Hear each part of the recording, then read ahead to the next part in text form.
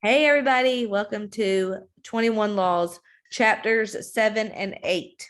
So, tonight we're going to talk about the law of respect, which basically states that if you want to influence other people, you have to be respected as a leader. And also, I just realized I'm in gallery view. So, I don't think I can change it at this point in the middle of the recording, but I'm going to try. But just know that you may or may not be on camera. So, act right. Okay. Um, okay. So if you want to influence others, you have to be respected as a leader. And in order to do that, you have to prove yourself and prove your abilities.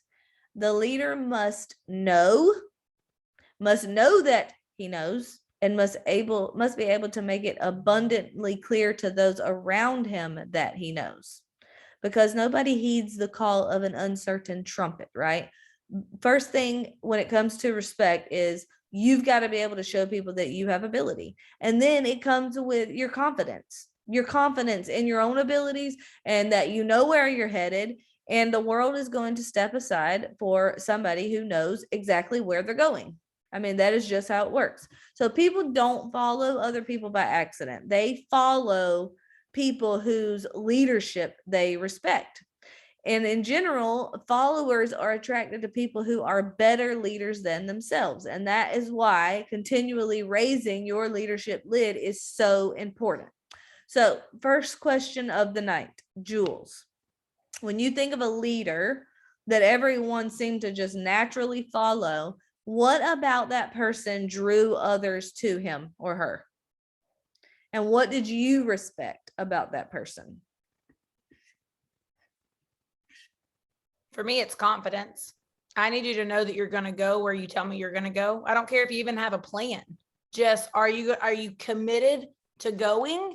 Because I'm committed to figuring it out with you. Like I'm okay with doing it with you, but are you going to actually go no matter what? So when I think about building this with you, I don't think we had a game plan, but you were so solid in the fact that we're going to figure it out. We're going to figure it out and we're going to get it wrong. And it's okay that we got it wrong. And we're going to do it again. And you were just so solid in the fact that you were committed. When you decided, that was the decision. And so naturally, when I decided, that was the decision. It's why it's never crossed my mind to walk. No matter how hard it ever felt, I was as committed as you were. Like I met your level of commitment because I saw it modeled. So I'm like, okay, well, sure, I'll go too. Mm-hmm. So it was your confidence and your belief that whatever happened, you're going. Yeah. Yep. Definitely knew where I was headed and definitely knew I would be willing to do what it took to figure it out, come hell or high water. And I definitely also never claimed to have all of the answers or know it all because I never did and still don't. Still figuring things out as I go. So I love that answer. Okay, so here is the next thing. What causes one person to respect and follow another? And you don't have to answer that out loud right now, but something to think about. I love Harriet Tubman's story in the chapter, how she was like the most unlikely candidate for leadership. But despite her circumstances, she became an incredible leader. Like people know her. She's a historical figure at this point. So that's just proof to me that leadership or success is not dependent on where you're coming from or where you're starting from. It's more dependent on where you are headed and how strongly are you determined to get there. So he also says in the book that gaining respect follows a pattern. This was so interesting to me. The first thing is when people respect you as a person, they admire you. And you can generally gain admiration from people on social media or people that you meet, just like by being a decent person. Okay. When people respect you as a friend, they love you. But when people respect you as a leader, they'll follow you. So here's what stands out to me about that paragraph. There's a big difference between someone liking you and loving you and then someone being willing to follow you. Some of y'all are stuck in the friend zone. You are scared to death to lead your people because you recruited your friends. Your people are here because they want to make money. And if they're only here because they love you, they won't be here for long. So let's just imagine how this would apply. Let's just say you were building a lawn care business and you want your friends to do this with you. Would you just want them to do it with you because they love you? I mean, does that sound like anything that is stable or long term? I mean, it might be in the beginning, they need to do you a favor and help you out to get things up and running or whatever till you get established. But if you want them, like you want to partner with them and go the distance with them and like really build this thing together, when the sun is shining really hot, it's 110 degrees outside and they're sunburned, or they're tired and sweaty and just really just tired at the end of a long day of hard work, are they going to come back the next day because they love you? I mean, they might, but only so many days, right? So if you are thinking that leadership is the same thing as friendship, it's not. But they do go hand in hand. They're different though. It's kind of like, can I be friends with my children? Well, yes, you can. But which role is the most important? I do find that parents who they're so focused on befriending their children that they neglect to actually parent their children. They end up with adult kids who love them, but they have no respect for them. I also see this play out with grandparents who do the same thing. Grandparents who are so focused on being their grandchildren's friend that they're not really mentoring or leading or guiding or whatever. And they just allow that child to do anything they want because they don't want to scare them away or they don't want them to not be their friend. They don't end up with grandchildren that are grown who respect them. So it's the same thing with your friends. I know that in this business, we do oftentimes recruit our friends, not all the time, but especially when we first start, the people who join us are our friends. So just because if you add value to somebody and you're a good friend, people are going to love you. And that is going to get you a certain measure of success. Okay. Because you're going to have influence because you've added value as a friend. But don't be afraid to step up and actually lead your team. Don't get stuck in the friend zone. You are not here to just be a friend.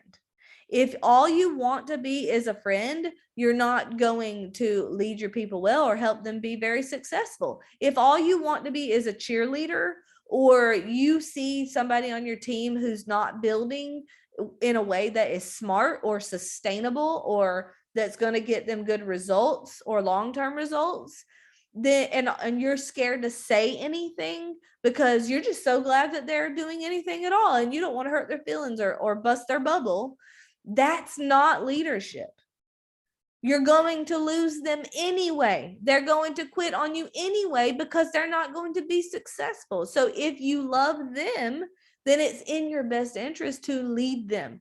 Leaders are willing to tell people hard things and not just be a cheerleader all of the time. They don't let fear get in the way of helping somebody reach their goals because they're focused on the other person and what's best for the other person. And people will sense your motives. They will know if you're saying something out of love. And guys, if you want somebody to tell you what you want to hear, like let's just say you're upset or you're disappointed or you have some kind of emotions and you just want to be validated and you want to go find somebody to tell you what you want to hear, maybe you go to a friend who will do that. But guys, that's not a leader. And to be honest with you, I don't want friends who are just only going to tell me what I want to hear and not tell me what I need to hear. My best friends in the world are people that will tell me what I need to hear, even if it's hard. And you know what? I respect them. And that's why they are my friends. I want to be friends with people I respect. Okay. That to me is mutual value add. If I'm in a relationship with somebody that I don't actually respect, then they're probably not adding value back to me like I'm trying to add to them. All right. If it's like a friendship or a partnership. All right. So don't get stuck in the friend zone. So just because someone loves you or likes you does not mean they're willing to follow you. And in order for someone to respect you as a leader and for them to follow you, they have to see your results. They have to see your abilities, your confidence, and the fact that you can be successful with or without them. And you're not afraid to say hard things to them when necessary. Okay. And that doesn't mean cut them down or whatever. Again, people will sense your motives. If you love them, they will know that too. Okay, Jules, what do you think is the balance between being a friend and being a leader? I think it's both and. I think there's a time to be a friend, a time to connect about life outside Plexus, a time to care about one another, and it's mutual, right? It's the leader and your person. And then there's a time to, if you're setting aside, both of you, an hour to do coaching, then it's time to get to business. It's time to figure out how to move them forward. So I mean, I think it's both, but there has to also be business time. Mm-hmm. Yes, I love that answer. If I think about our friendship and why it is so meaningful, it is because you were willing to lead. I mean, I have a lot of surface relationships where people will say encouraging things and like they like my kids and I like their kids and we'll hang out. But the reason our friendship is so deeply rooted because you were willing to lead, because you were willing to say, that's not going to cut it. That's not your best. You could have done better. Here's how we can improve. Let me show you. Let's do it together. So I feel like friendship, well, this is a business. This is a business. Primarily, this is my family's primary income. I mean, end of the day. So my objective is to be a fantastic leader. I think to be a great leader, you have to be able to be a great friend to the people that you're leading. Mm-hmm. And I think that the longer the leadership journey takes you, the deeper the friendship becomes. And I think that I have respected, first and foremost, when it comes to business, you've always looked through a leadership lens, even if it meant the friendship lens was a little painful. But you've valued my goals enough to say, this is probably going to sting a little bit. And this is me coming to you as your leader. But here's what you need to know. And as your friend, I'm here. I have empathy. I have empathy that this pain, the fact that you have to grow here, it's uncomfortable for you. And as your friend, I get it. As your leader, I'm telling you, if you're not willing to, you're not going to go any further. So I've just respected that a ton about our friendship. So that's what I want to provide for me. When I think about April, she's so fun. She could probably have fun with anybody, but I can't have fun with anybody, but I have fun with her. But I also know she expects me to help her be successful more than she expects me to be a great friend. She got a lot of friends. So if that's all she wanted, she could look anywhere, but she expects me to help her get results, whatever it's going to take, however she's got to grow, it's got to come from somebody. And she expects that it will be me. Mm-hmm. And quickly, even before the finesse, hey, listen, I got to tell you something. So anyway. Yep. Great points. Great points. Any other Jules have something to add about balance between being a friend and a leader? I think that all great leaders are also great friends. But the flip side of that is not necessarily true. All great friends are not necessarily great leaders. So I think they go hand in hand, but they are different. Okay, so how to gain respect. So the first thing is have respect for other people. Leaders do not expect to be bosses. Okay, so when he talks about respecting other people, what comes to mind for me is leaders should not expect that people do something just because they said to do it. We're not bosses. We are leading a volunteer army. So we all understand that in this business, nobody has to do anything we say because we're all business owners. We are all entrepreneurs. Nobody's on my paycheck except mine. And same is true for you. Okay. So we definitely want to respect other people's independence and autonomy. We want to respect other people's opinions. And here's the most important thing. We're patient with people's objections and their need to process new ideas or new ways of doing things. So just because I say, hey guys, this is what I think we should do, I'm going to respect that somebody might not think the same thing, or automatically, they might not automatically, just because I say this is what I think should happen, that people don't just automatically jump on board. I understand that I'm dealing with humans who need to process. Sometimes they might have objections and they need to think things through, and that's okay. So everybody is, in this business, everything is, leadership is voluntary. And when leaders treat other people with respect, especially people who have less power or less influence or less position than theirs, they do gain respect from other people. So you need to treat everybody that you meet like they are a future diamond. They may not be a diamond yet, and they may not ever be a diamond. It really doesn't matter. You should still treat them like they're going to be a future diamond. Okay. And then respect people's need to process things. Don't expect to be somebody's boss just because you are a leader. Okay. Next thing, courage. Guys, this one is huge. If you want people to respect you, you got to do it scared. Good leaders do what's right, even under the pressure of relentless criticism. That's a line from the book. And that stood out to me, especially this week, in light of some conversations I've had, and also in light of a really shining example I can give you for this very thing. But guys, I just want you to know before I jump into that, nothing in this business has felt natural or comfortable for me. Like, sometimes it's easy to see somebody who's been doing this a long time and looks experienced, or like I can get on here and lead a Zoom call with 100 people on it or more, and it might seem like it's effortless. I promise you it is not. And especially in the beginning, it was not.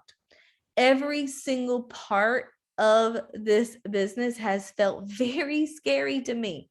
Everything from posting to messaging people who've never asked me about Plexus or shown any interest whatsoever. Definitely following up is uncomfortable. Casting vision about the opportunity, talking to people about why they should build this business, that feels scary. The thing is, I just do it scared, and it doesn't matter what it is. I just do it very scared. I will feel the fear and I make a choice. I'm just going to do it anyway. And that is courage. So I remember when I was a silver ambassador, I had listened to a training by Sarah Robbins. She is a top industry earner. And as a matter of fact, I think she might be one of the top paid females in the United States. And so, of course, I want to hear what she has to say. And she told me on this training that I needed to call this people on the phone and say all these things. So I wrote down word for word everything she said. And I remember picking up my phone. I was sitting in my garage. I didn't want anybody to hear me in my house because I knew, like, I was shaking. I literally was shaking. My voice was quivering. I was so nervous. And I called my ex-mother-in-law on the phone. And I said all of the things that Sarah Robbins said that I need to say. And it probably took me 15 minutes to get through all of that. And then she goes, Brittany, you have me at hello. Where do I sign up? And I was like, oh, okay. That worked. And I really can do that. Okay. So I was scared to death, voice quivering, extremely nervous, wanted to vomit, but I did it anyway and I got results. Okay. And I continued to do that over and over. Another example, and when I first started, I remember Amber Miller and Kristen Abart doing online events for us that we can invite people to. I'm sorry, y'all. Something is tickling my throat. Let me mute myself real quick because I have got to cough. Sorry, not muted. I can totally relate to this. Terry's laughing because I was on a call the other night and this happened. And it was like, it felt like 47 minutes. I had to leave the computer, go to the bathroom. I coughed so hard, I thought I was going to throw up. It was bad. Okay. All right. I'm back. Thank you, Christina, for your empathy. Okay. So Amber and Kristen used to do these events and I would invite my people, and I'm pretty sure it was only like 2 occasions. Okay. And because we just didn't have that many events back then. I mean, we kind of all joined at the same time, and that we didn't have systems in place, and like we were all literally figuring it out as we go. So they did this event. It was really, really good. And I remember getting the recording of it and writing down word for word everything that Amber Miller said. And I memorized the whole thing. And then I went and I did my own event.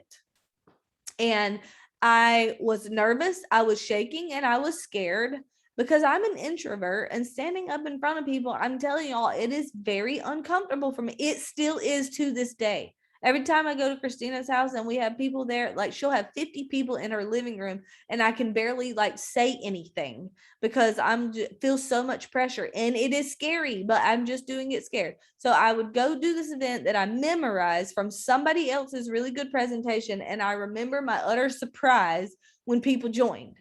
And I remember thinking, oh my gosh, like they liked what I said. Okay. So I was just shocked and surprised. But you do get results when you do things scared. And along the way, you earn people's respect. So let me call your attention to this quote once more. Good leaders do what's right, even under the pressure of relentless criticism. I don't know anyone who has faced more criticism or handled criticism as gracefully as Christina.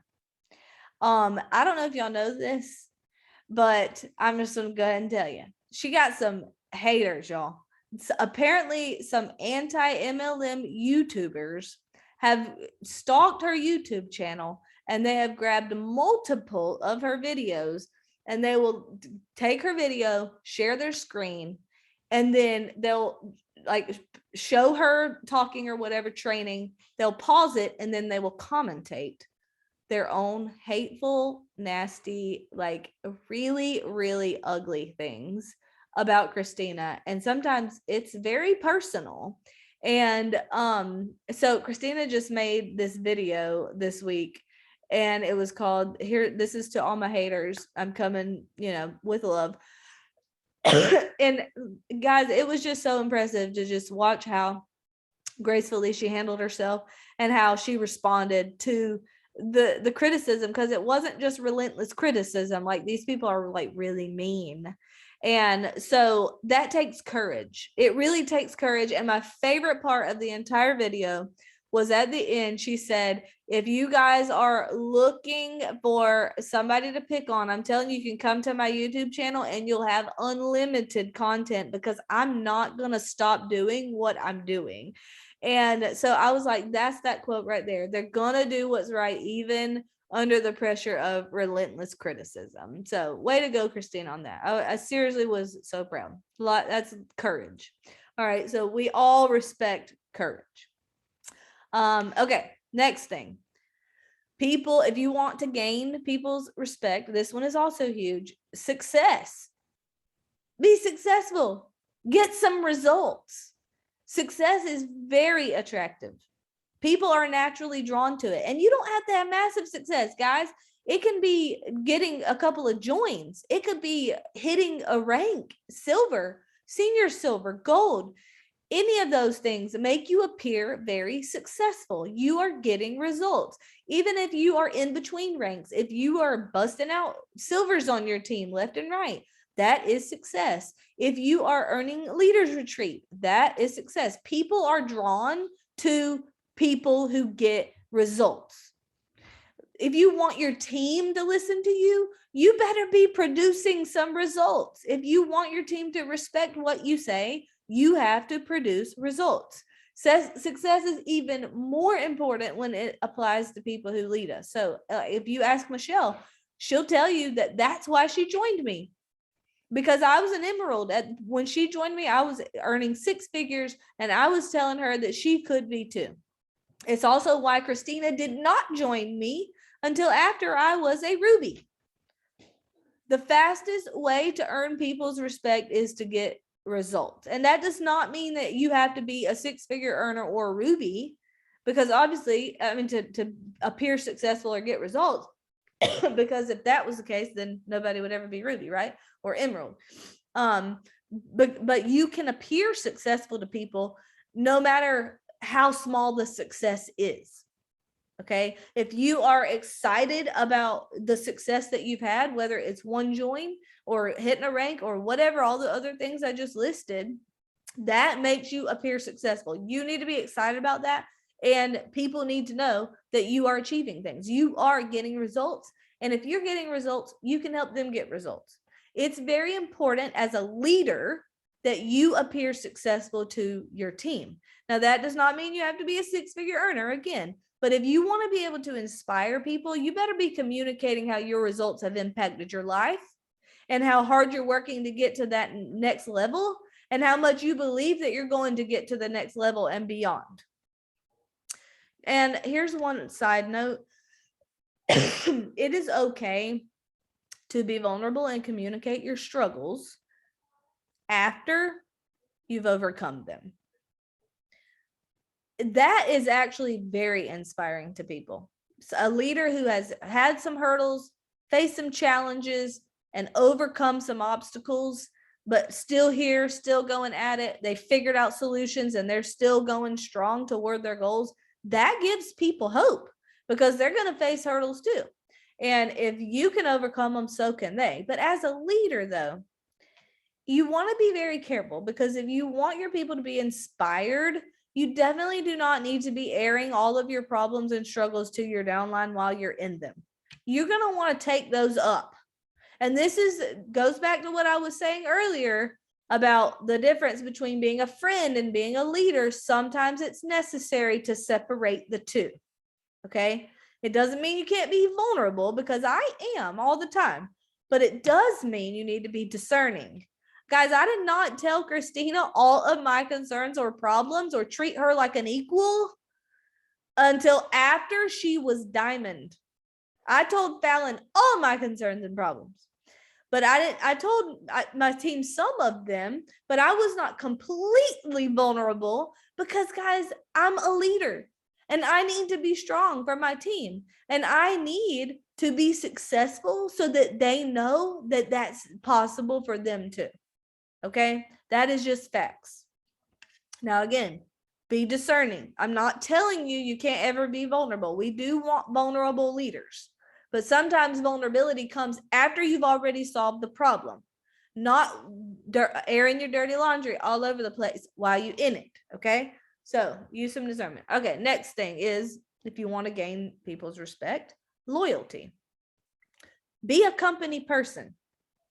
When a leader sticks with the team and they remain loyal to their company, even when the going gets rough, that earns people's respect. Guys, there's going to be challenges. I would not follow a leader who I thought was going to be successful and then jump ship at the latest and greatest opportunity out there.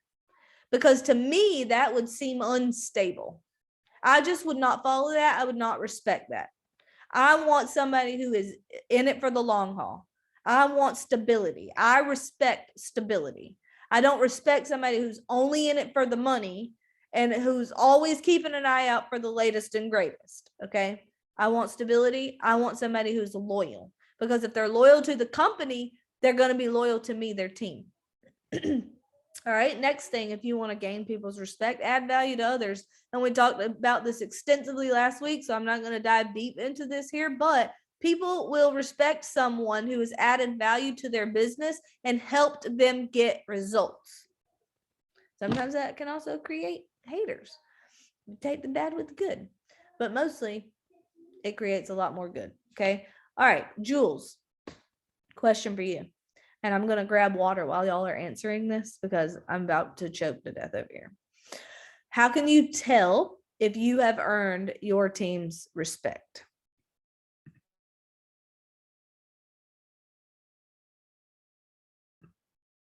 I think you can tell if when you're coaching them, they're coachable and you see them take action in the way that you've coached them. I mean, that's a huge indicator of their respect for you. Yes. Yep. So them being coachable and listening to your guidance. Yep. Agree. What are you going to say, Terry, before I It answer? was kind of the same thing. I mean, just them coming to you and asking your opinion of certain things and them just trusting you with that. Just them coming to you for advice. Mm-hmm. That was going to be my answer too. And I feel like I've gained someone's respect when I'm invited into a different arena. If you respect me as a leader, I'm invited into a lot of arenas. Like I might be invited into a marriage arena. I might be invited into a parent arena. I'm invited into different arenas. I feel like that is what makes me feel like, hey, I value your wisdom and come hang out with me. Yeah. I like that. That's good.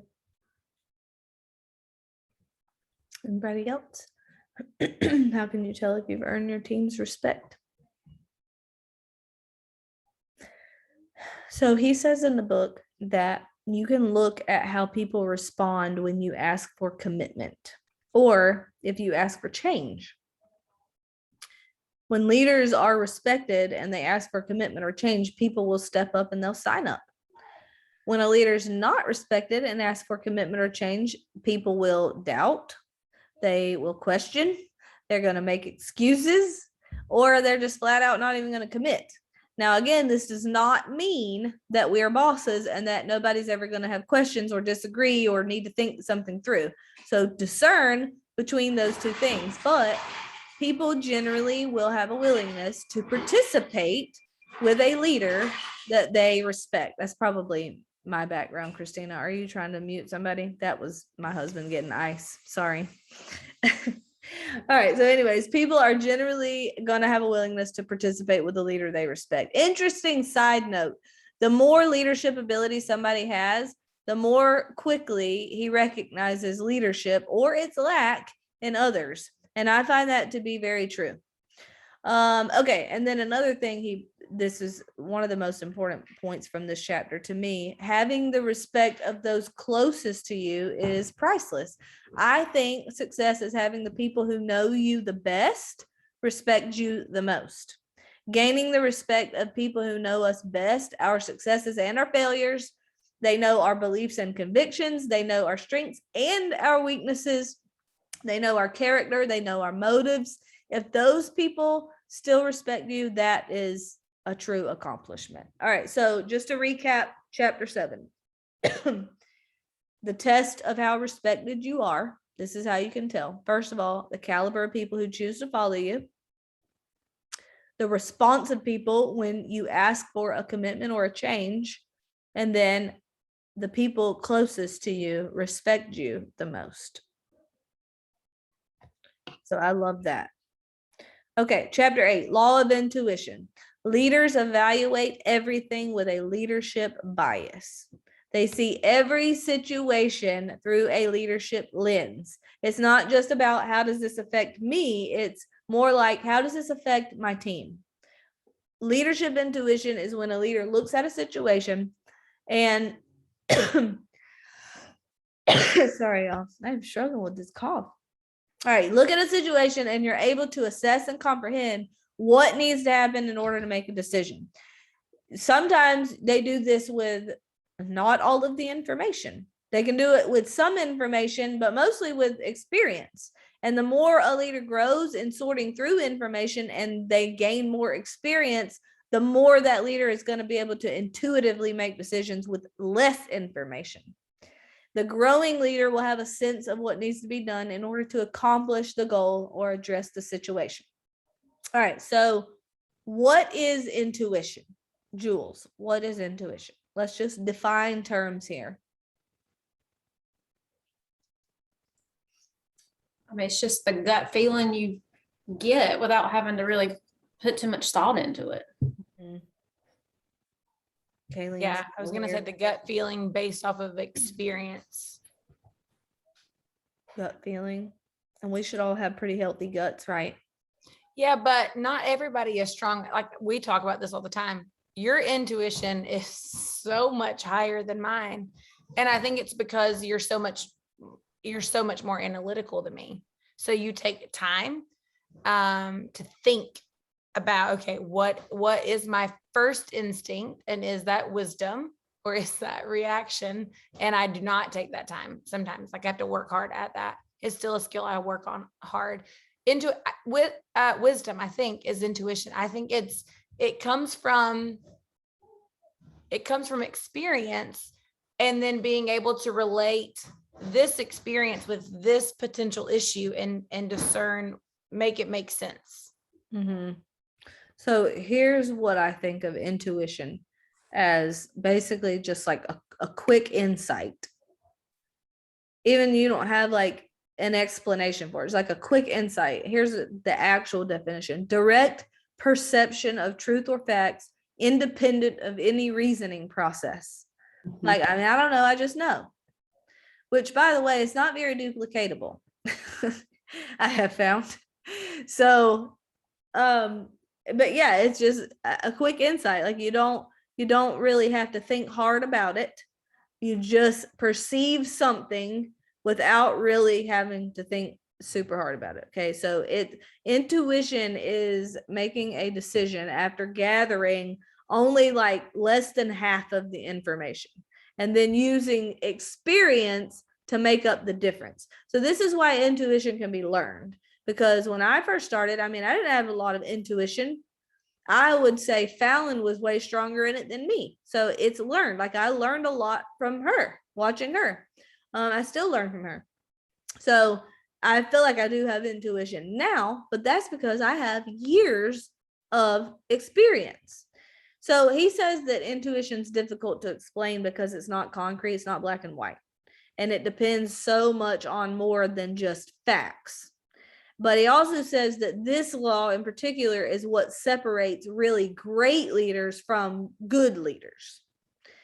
Okay, so intuition comes from two things: combination of natural ability, which comes in a person's area of strength, combined with learned skills. Jules, which part of this business do you think requires the most intuition?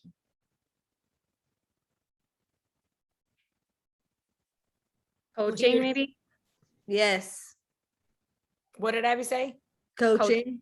I was about to say leadership and coaching for sure. Why do you say that, Abby? Just because you have to be a really good listener, and kind of like, I think emotions and stuff really can play into it. Like, how are your people actually feeling when they're saying something? Mm-hmm. Yep, I agree. I wrote down coaching too. A lot of coaching is trying to figure out the root of the issue, and it entails asking good questions to help lead the person to their own conclusions. At this point in my business, I do feel like I'm a pretty good coach, but I've been coaching my team hard for 6 years now. And a lot of the intuition comes from experience. So experience is what you get when you don't get what you want. So what that means is that the past 6 years, I have fell forward quite a bit. So, okay, but I think that coaching, it probably does require the most intuition, but it could be any part of this business that's not like black and white. It's going to require some intuition. Okay, he says leaders are readers. And y'all have heard me say that a million times. But he's not talking about reading books. He says that leaders are also good readers of people. He says that being able to read people is the most important intuitive skill that a leader can possess. And I think that all of us can sense some things in people that are pretty obvious. Like you could probably sense if somebody's excited, or you could probably sense if somebody feels sad. But if you're a good reader of people, then you're going to be able to sense the less obvious things too, without them even telling you, like curiosity, doubt, reluctance, fear, low belief, anticipation, relief, things like that. Other things intuitive leaders can sense, they can sense opportunities, even within their business.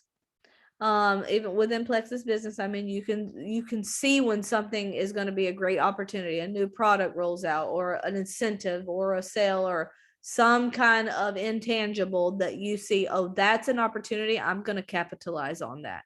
Intuitive leaders see those things. January reset.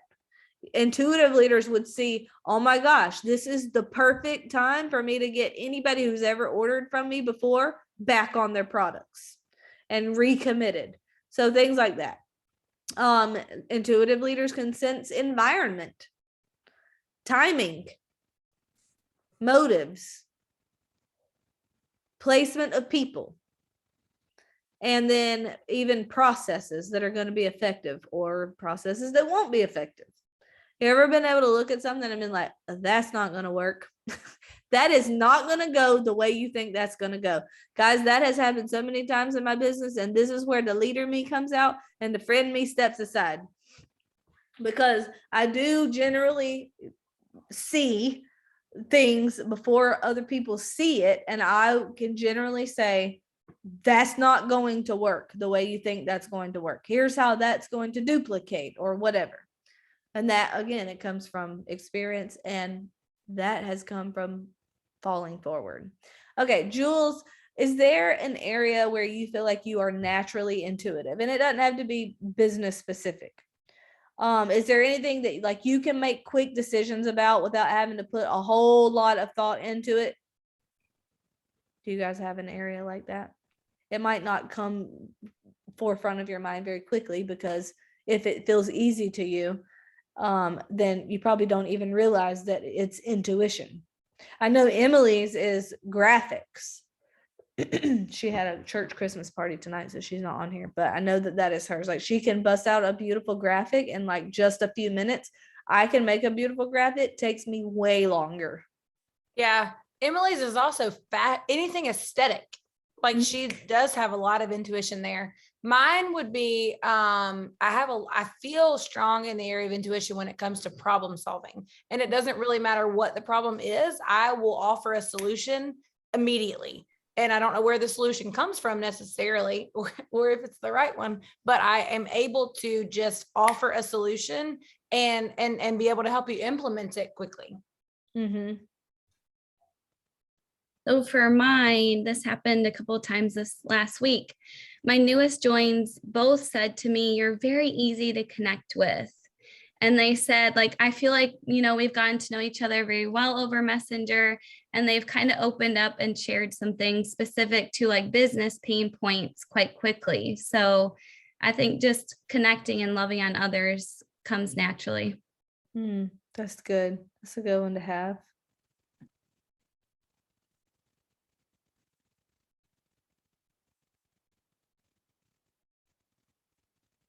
Anybody else? None of y'all have any other intuitions? It's okay if it takes you a few moments to think of it, because like I said, if you do it easily, then you're not even recognizing that this is an intuition for you. But I do think everybody has some kind of area where they are naturally intuitive, and it's a fun journey to discover what that is. I think you can be self-aware and learn about yourself to figure out what that is. Were you about to say something, Michelle? I see you unmuted, or I just heard you. Oh, no, I was flipping. This question really kind of stumped me, to be honest. I even sent you a message. What do you think I'm naturally good at? Because I know that there's lots of areas I've grown in, particularly asking questions. And I know I have some natural strength in some of these areas, but this was hard for me. This question was hard for me. So I I'll think be honest. vision, you're definitely intuitive when it comes to vision. Yes, that's true. So that's a big one for you. Mhm. And there's a very fine line between what's your intuition versus a strength. Like a lot of times I'll think that is more of a strength versus intuitive or intuition. So really just trying to get clear on the definition or the differences between the two of them. Well, the vision is your strength, but if you if we're thinking about intuition and having a quick insight, I mean, Mhm. you generally will see a vision. You can see it in your mind's eye before other people can, and it will be bigger. Yeah, that's true. That's So I true. do, and then you'll see the lack of it in others too. Yes. So I Yeah. do think that that is an area of intuition for you. Okay. Well, thank you. And like when it comes to opportunities, things that roll out, like you can tell this is going to be big or this is like a normal thing. That's true. Strategic thinking. Yeah, you're right. And I'm sure there are others that I would need to sit and think. I did see your question. I just didn't get a chance to think Sure. that through and give you a thoughtful answer. But I will. Okay. So Jules, how are you when it comes to trusting your intuition? Like, do you feel like you trust it or you second guess it? Some of you, I already know your answers. Go ahead, Michelle. Well, I'll piggyback on what I was just saying because, like, for example, in coaching, because I've spent so much under your leadership and the way that you've poured out into us, studied it so intensely over the past several months. And I've been very intentional about asking so many questions. My confidence has grown incredibly in coaching and in discerning issues. And I've brought, some of the things I'll come to you and be like, I'm sensing this. Am I way off base? And you said, no, you're actually right on. And so that's really bolstered my confidence and boosted my confidence. So I see my growth. And it's very, very exciting. So it just fuels me even more to keep going, even if it's a little success. And look, I've had plenty of failures. I just didn't let that stop me. I just wanted to grow more than I fell on my face. Yeah. Well, when you come to me with an issue, you've already thought about it and you usually are pretty spot on. And I think you should trust your intuition most of the time, Michelle. I think you should, but I've always thought that about you. In the chat, I want to hear from you. Are you a facts or a feelings person? Do you make decisions based more off of your feelings or facts? Some of you, Jules, like I can tell the first question, how are you when it comes to trusting your intuition? I know that Christina doesn't hesitate. And I also know that Terry majorly will second guess and third guess and fourth guess and fifth guess herself because she's a type 6 on the Enneagram. And I do the same thing. And we're characteristically indecisive. And I have learned that Enneagram 6 that if you want to grow, an area of growth for type 6 is trusting your intuition more, trusting your gut feelings more. And here's another thing about type 6, and this goes back to chapter 7 about law of respect. But most people don't realize that a type 6 is the most courageous type. And the reason for that is characteristically type 6s are scaredy cats. We're scared of everything. And the reason we're more courageous than other types is because everything feels scary. But we don't necessarily tell y'all everything is scary. We just do it scared all of the time, more than most people. So anyways, facts or feelings, I would say I'm definitely more of a facts person because I don't trust my feelings. I need facts to prove something to me. And if I only followed my feelings, I probably would never get out of bed because my feelings and my thoughts tell me things that are not true all of the time. Okay. In all kinds of circumstances, leaders pick up on details that might elude others. So that is interesting. I can think of lots of examples of that. You need to chime in, Christina? Go ahead. Yeah, yes, I do need to chime in because we talk about this all the time. This is your areas, one of your areas of strengths, and things that elude others come naturally to you. So when I will come to you and I will be like, oh my gosh, I cannot believe this is happening. And I will be so emotionally charged. And you will say, oh, well, how do you know that was how do you know that? And I'd be like, what do you mean? How do I know that? Why don't you know that? Like, I'm telling you what happened. You're like, no, you're telling me what you think happened.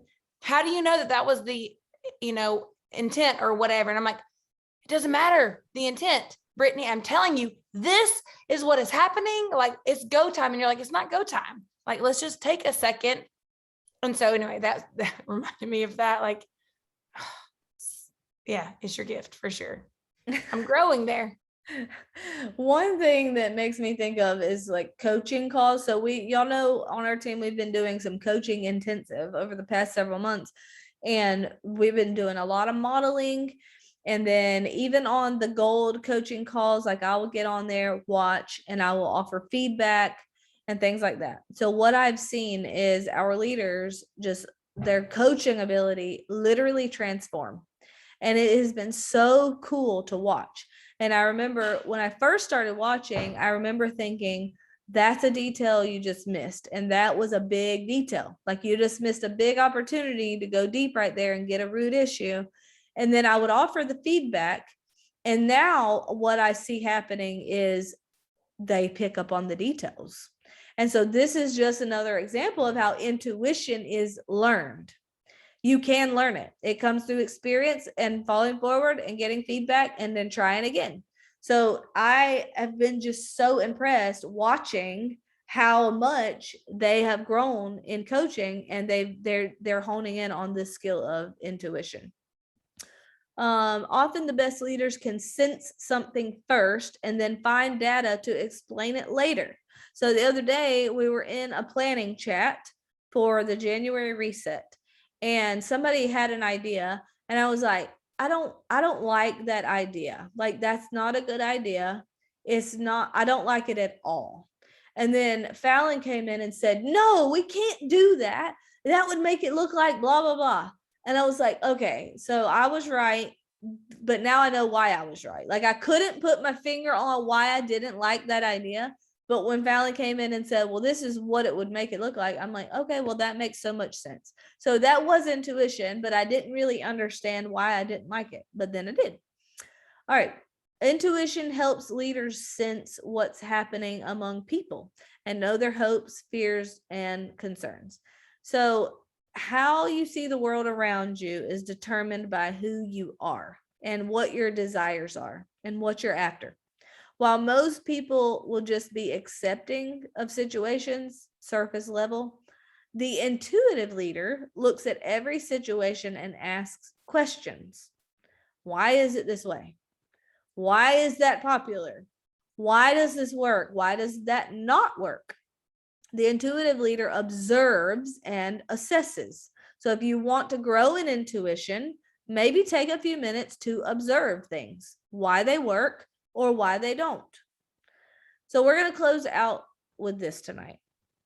Jules, I want you to think about a project that you are planning with your team. And this doesn't require an answer out loud, but I know that Jules, or maybe even Ruby's or Senior Golds, some of you have teams on here that are working that you could actually plan a project with. It could be a training, could be a party, it could be a convention, it could be an incentive, whatever. For the purposes of this example though, let's just say you're planning a retreat for the leaders on your team. I want you to think about how to make it super successful without doing any of the work yourself. And that doesn't mean you don't do any of the work. It just means that you're going to give others an opportunity to step up and lead or serve. So your work here for the purpose of this project is simply to put people in the right places. If you were planning a team retreat and you needed somebody to do the training and like really bring some value and bring the house down, And then you needed other people to call around and find sound equipment. You need somebody to find a venue. You need somebody to plan meals. You need somebody to make sure that everybody feels welcome and plan games and make sure that everybody feels, like I guess you need like a hospitality person. You need different people for different roles. Would your project be successful? Would this retreat be successful if you were not the one doing most of the work? And if not, what can you do to grow here? And this requires intuition because it's just simply recognizing what other people might not and putting people in the right places. So if you want to grow in this area of intuition, and the book says that you should read books on relationships, which I found to be very interesting, because you guys keep saying that I'm strong in intuition, and I have always, since I was a teenager, I have read books on relationships, parenting books, marriage books, all kind of books, counseling books, books about teenagers, because I've taught teenagers for Sunday school. I've read books on relationships for years. And so that probably would make you strong in intuition. According to Maxwell, it does. Also, he says you should have more conversations with people. And you should be a people watcher. So just observe people. Take a step back and watch people in action and observe what they naturally do that other people don't. You can do this with people on your team. You could compare your leaders, not for the sake of, not compare, let's just say contrast, because you're going to have leaders on your team who do different things well. And you need to pay attention to that as a leader so that at some point you can put people in the right places. All right, we are out of time. Jules, thank you for your input tonight. And I will see you guys next week. Bye.